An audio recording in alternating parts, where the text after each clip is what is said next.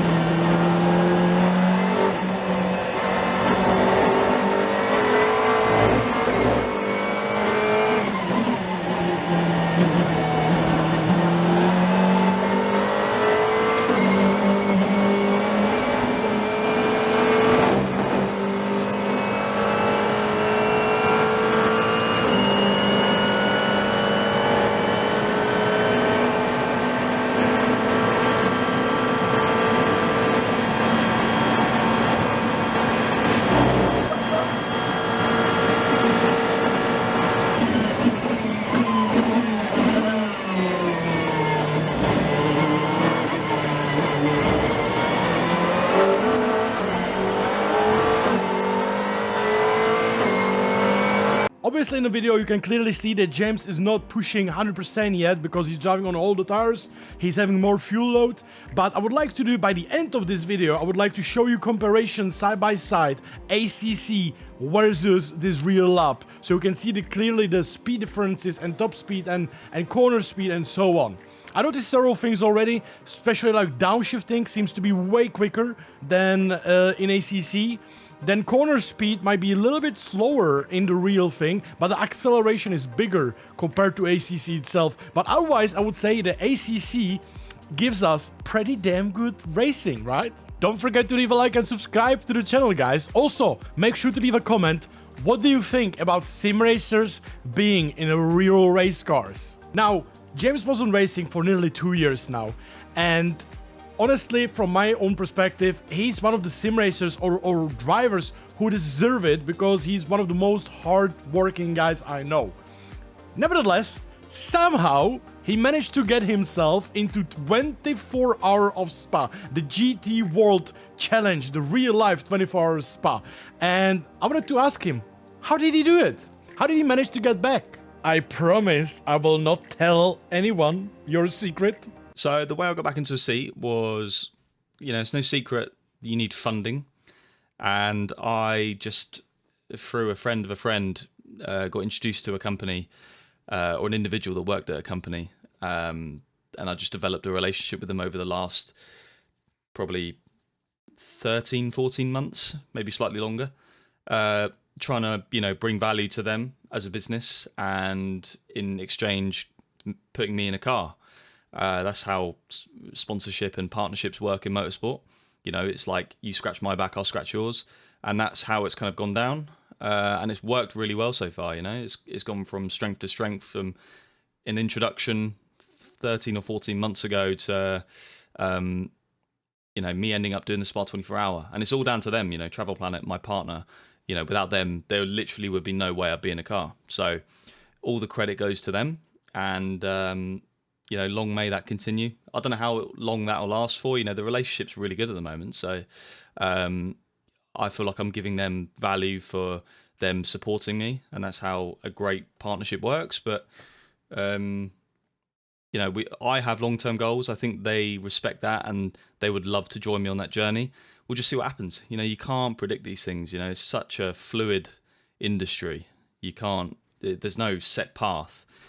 So we'll just see what happens. Now, James, after not racing for 2 years, literally nothing, except sim racing, how does it feel to be racing back with the GT3 car, McLaren, and doing one of the most famous 24-hour races in the world? Honestly, right, it's almost been 2 years since I was in that British GT seat. I fully believed I would get back into a seat, but there was a part of me that thought, it's very possible. It's not beyond belief that I wouldn't get a seat in racing again. That could have definitely happened if I didn't push as hard as I did off the track for certain opportunities and stuff like that. It would have just dried up. There's no doubt about it. No one would have come to me. So if I didn't go and fetch it and really grind to get that opportunity, it wouldn't have happened. So I can't believe it's actually paid off, to be honest. It's a one-off race. I'm not getting carried away with myself. I've not signed a multi-year deal to race season after season, but I'm doing the biggest GT race in the world. One of the biggest races in the world. It's up there with your Le Mans, your Daytonas, and I'm racing in it. Regardless of what happens after this, in a way, I have made it. I want to do more. Don't get me wrong. I do want to do more. More racing, full seasons, and Le Mans is the main one, but this is it is cringy to say, but it is a dream come true, So sitting back in the McLaren for the first time, I've just come back from the 2-day test. It was in the deep end, without World's Fastest Gamer, the program to kind of guide me, from being a novice or being a gamer to a racer. I was completely on my own. But I do have a season's experience, so it was in the deep end. I literally got thrown in the car and was told to go and do some laps, which is how it should be. But there was just no easing into it. It was 1 minute I've turned up to the track, next minute I'm in the seat, I'm driving down pit lane, ready to go out on track. And it was just a bit whoa, it's been 2 years. But after those first few corners, it did feel natural again. It felt how it did before. So it didn't feel like it'd been 2 years, which was a really good feeling. It's like riding a bike, I suppose, just a very fast one with 4 wheels. After what happened after British GT, when you basically stopped racing from day to day, did you ever stop believing? You were sitting down and you were maybe we'll not race again ever again. I mean, no, I never stopped believing, because the moment you stop believing, it will not happen. So I was always believing it would happen, but obviously you have your down days and stuff where you're there's a setback, or you ask for something and it doesn't come, you don't get it, or say you have a meeting with someone that you think could help, it doesn't go well, stuff like that, down days, or even in a sim race where I don't get a good result and I should, days like that, there are down days because you need to impress at every opportunity to get back in my situation, to get back into a seat. So on the down days, it's very easy for your mind to just make you feel like absolute shit and make you feel like, you're not going to get back there, and you don't deserve to be back there anyway. And there are down days, but if you throw them to one side and just kind of make those down days as high as possible, don't dip too low.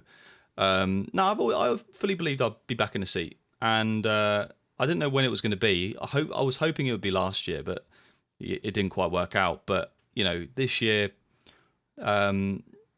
if it wasn't this year, it would have been difficult, because in motorsport and motor racing, you get forgotten about very quickly. So yeah, it's all right me saying, last year I was in British GT.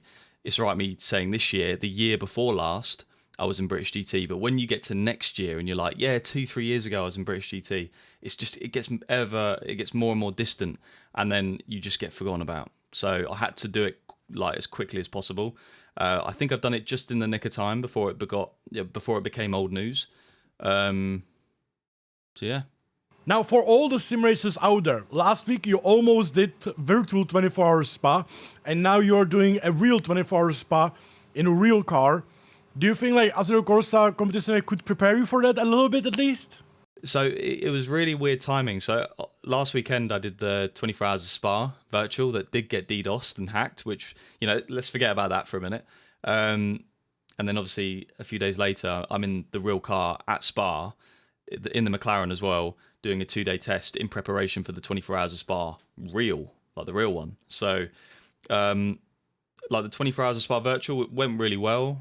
We were doing it at the Veloce headquarters, and put it on pole, led the first 2 stints, and against, like, we're talking about the best sim racers in the world, or definitely the best Assetto Corsa Competizione players in the world, so the best teams. So the fact it went that well was one thing, and it was good prep. Like, I know it's not 100% identical to driving the real track, but doing that was perfect preparation for going to Spa and doing it in real life. Because say on the sim you're struggling, okay, the track is laser scan, but it's not identical because 2 reasons. One, they can never get it 100% perfect. The second reason is Spa's had a few updates recently that's not in the game, like Oru, just slightly different.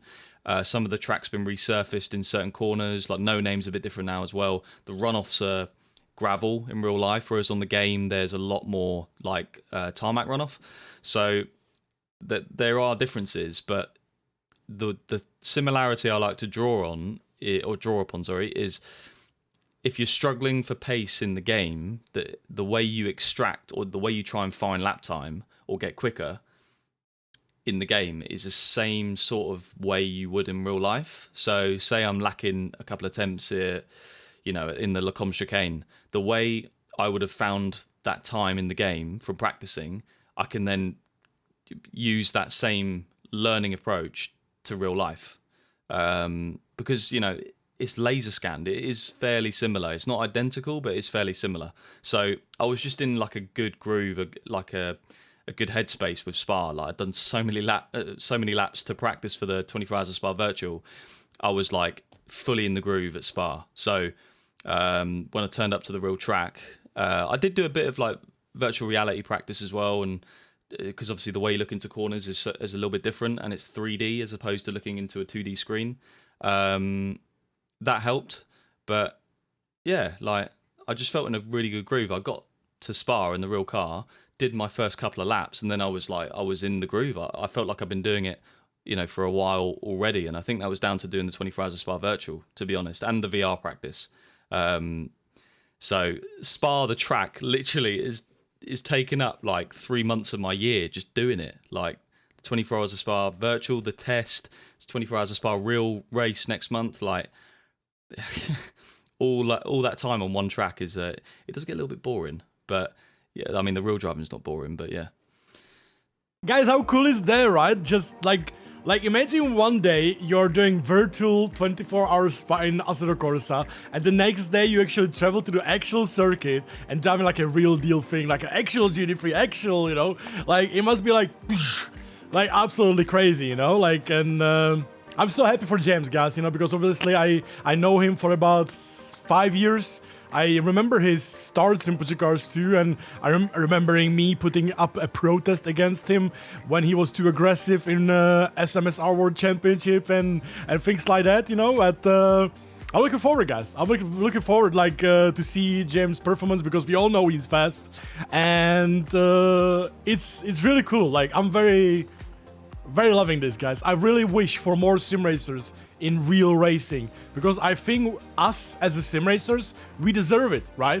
You can see it on Jimmy Broadbent, you know, like he's a top-notch sim racer driving for a couple of years, you know, and he's not pro esport driver, but he's still doing pretty good job in a real car, right? In a real Praga, which is a difficult car to drive. And it's amazing the improvements to see, and I really hope the sim racers will get more opportunities in the future, and I hope that the people like James Baldwin will open up the doors for like future generation of the sim racers, you know, because already now you have sim racers who are like, I'm too old, you know, I'm 34, I'm too old for this, but you have sim racers that are like 15 years old, 10 years old even, and they're like almost like complete elite alien level already, and the people like James, they're opening the doors for them for the future, and I really hope it's gonna be a thing in the future, sim racers racing in real life more often. Well, nevertheless, guys, I hope you enjoy so far. Let's do a little side-by-side comparison, Assetto Corsa Competizione versus James Baldwin lap time at Spa.